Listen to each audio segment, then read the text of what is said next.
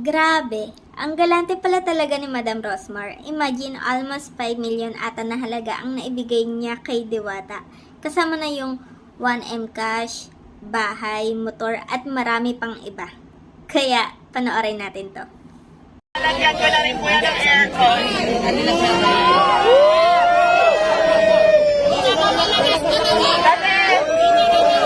Kasi nabalitaan ko na nagpapahinga lang daw siya dito sa sasakyan, kaya ayan.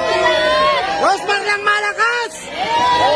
Ayan, pinapap ko na pag pinagawa ko kay Malfiel. So, ilalagay ko sa vlog kung saan. And next naman, ready ka na ba sa next kahon natin? Na magbabago ng buhay mo? Ready ka na ba sa next kahon? Ready ka na ba sa next kahon? Yung bahay ng pangarap mo. Ready ka na ba sa next kahon natin? Ayan, pakitaas nga lang, Tyra. So, ayan. Ito na yung next natin na kahon. Ayan. Ito na yung next natin, guys. So, ayan. 100,000. Ano ba sasabi mo, Diwata? 100,000.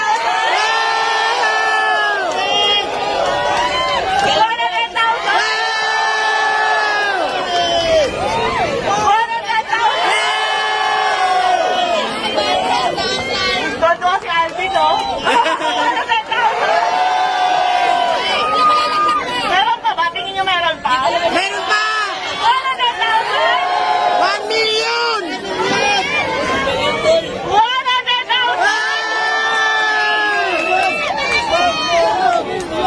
million! 1 million!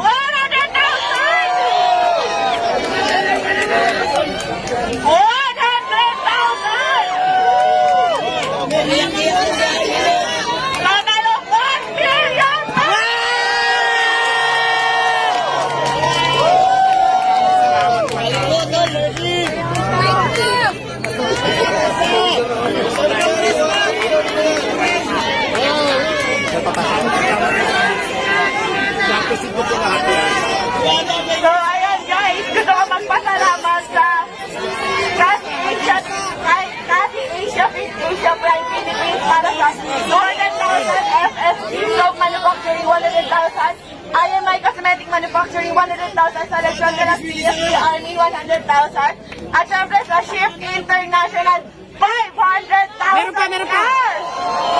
At hindi lang yan, meron pang ibibigay kay Diwata na worth 1 million Shift International product na pwede niyang itinda dito para instant cash. Maraming salamat po, naiyak to ako, sobrang saya po kasi pangarap ko talaga magkaroon ng bahay.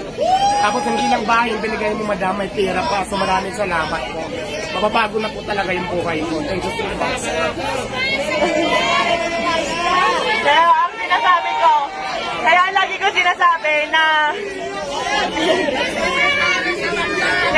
sinasabi na sure ako magbabago ang buhay dito ni Diwata. Kasi kami ng asawa ko po, nakatira lang kami noon, natutulog lang po sa likuran ng pet shop sa Sampaloc, Manila, kung saan sa kama namin may nagtatakbuhang daga, ibis at kung ano-ano pa. Pero dahil sa sinabit sa kasal namin ng aming mga magulang, na 1 million ngayon, napakalaki na po ng pinagbago ng buhay namin. Kaya Diwata, gamitin mo sa tama. Yes, tama sa akin po. Nagamit natin ng tama. Kung nagamitin ko po pag negosyo ko, kung hindi may itatabi ko po yung pera, siyempre po may tutor. Yes. Kasi alam nyo guys, sa pagpapare, sa totoo lang, aminado ako, gaya-gaya ako. And aminado ako, ginaya ko si Diwata. Kasi na-inspire ako talaga sa kanya, pero hindi para gawin siyang kompetensya. Sa totoo lang, matagal na kami nagka-chat ni Diwata. And tinanong ko talaga siya kung may tinutubo ka ba, may kinikita ka ba. Kasi talagang na-inspire ako sa kanya. Matagal ko na gusto maglabas ng pares, kaso nga beef.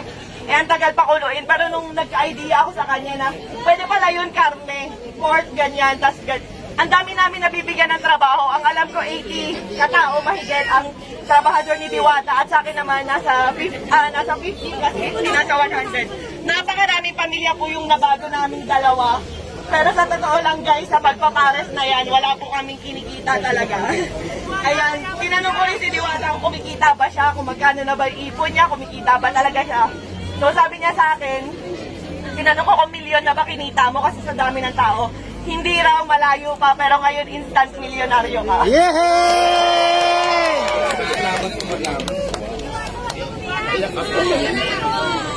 So, ayan ang total mo halos ng mga sponsor natin kay Diwata at cash, lahat-lahat, nagkakahalaga lang po ng 5 million pesos.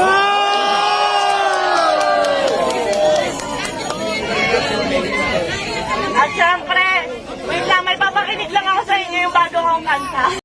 Kaya, yung mga biyaya na dumadating kay Diwata, deserve niya yon kasi marami din namang siyang pinagdaanan na pagsubok sa buhay bago niya narating kung ano siya ngayon.